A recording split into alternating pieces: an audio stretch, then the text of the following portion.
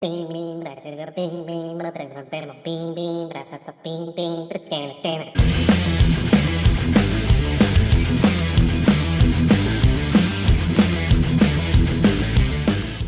cooking, everybody? Welcome back to Rock Hard News, and today we're going to be talking about something we love to talk about, and it's a person, not a place or a thing, but it is Peter Steele. The Green Man himself, baby. That's right. Hence, the green lights in the background. We are so stoked for this one. Got to talk about some typo negative today, and I am excited. And it's also a really cool story. And the story actually comes from Revolver magazine, and it was spoken by Randy Blythe. It was something that happened to him meeting Peter Steele for the first time, as he recalls the unpleasant time that he met Peter Steele. So when I first heard that, right, I'm automatically thinking, oh, was Peter a you know, like, what did Peter do? He throw him off the stage, or, you know what I'm saying? Did he bust out the window to their tour bus or something? So I'm automatically thinking something crazy happened. And then I read the story. All right, guys. So if you know Peter Steele, you know typo negative because, well, I mean, they go hand in hand, right? Sadly, though, their influential career was cut short by the untimely death of Steele in 2010. But the Drab Poor's legacy carries on. Typo left the world with so many great songs that continue to inspire generations of gloom-loving, heavy music fans, like me. Among those is Lamb of God singer Randy Blythe, who also has some prized personal memories of Steele and his band. Blythe recounts how his highly unpleasant first meeting with Steele has turned into an enduring positive memory that helps him get through rough times. So this is what went down. On June 2nd of 2007, I woke up on my bus in Nuremberg, Germany. Lamb of God was playing the Rock am Ring Festival that day, and I had an absolutely excruciating hangover. I stumbled off my bus into the sunlight around noon, feeling like I was going to throw up all over myself. I was staggered around the backstage area in abject alcohol-induced misery, literally holding my head in my hands as I tried to find the catering tent in order to put something in my stomach to soak up all this booze from the night before. Suddenly, I felt this immense wallop on my back, almost knocking me off my already very unsteady feet. As I turned around, trying not to puke, while simultaneously attempting to suck some air back into my suddenly emptied lungs, I heard a deep voice rumble at me in a thick Brooklyn accent. Hey kid, cheer up. It's not that bad. I looked up, and there he was, cheerily grinning down at me, all 6'8" of his dark majesty, blocking out the German sun, like some Yankee Day walking vampire. Randy went on to say,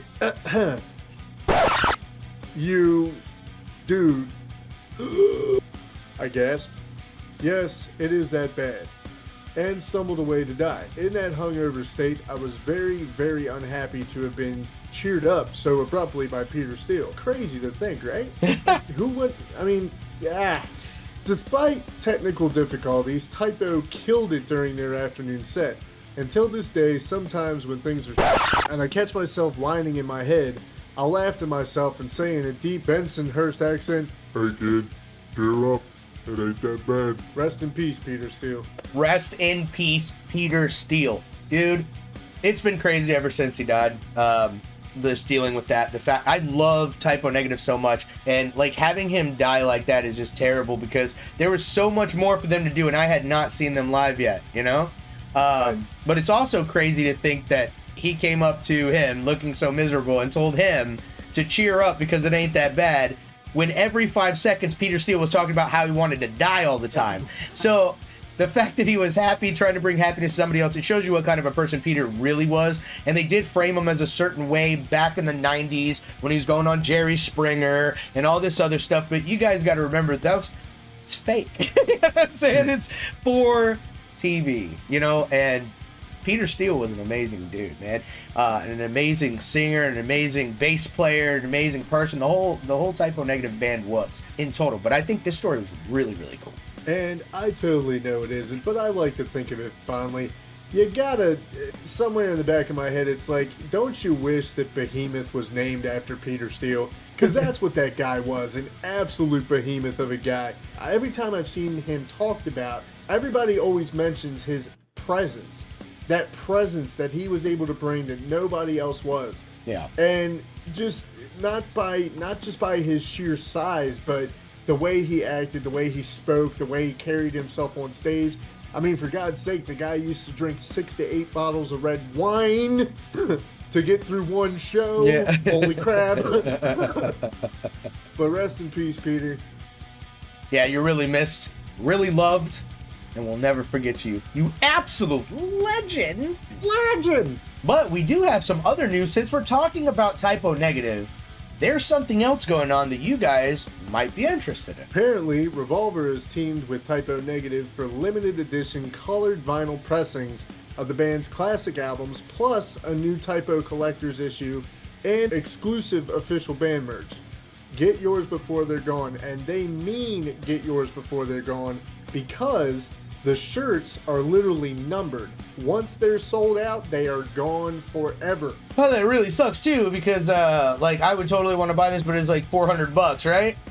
Right. Yeah, They so have- that's the they- thing. They have a thing on there to where you get like 5 or 6 albums, a Typo Negative long sleeve of October Rust that is numbered, and a Typo Negative snapback for the low price of $399.99. But though, it's not that bad, seeing how rare this is. And once it's gone, it's gone.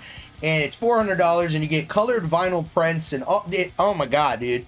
Like And I that's just really one of the want things. it at this point. Yeah. Absolutely. But anyway, that's going to be it today for Rock Hard News. Everyone's like, where have you been? There hasn't been a lot of news that I think is worthy of making a video about, but this I thought was worthy of making a video about. So we did, and here we are. Thank you guys for watching. As always, I hope it's been helpful and informative.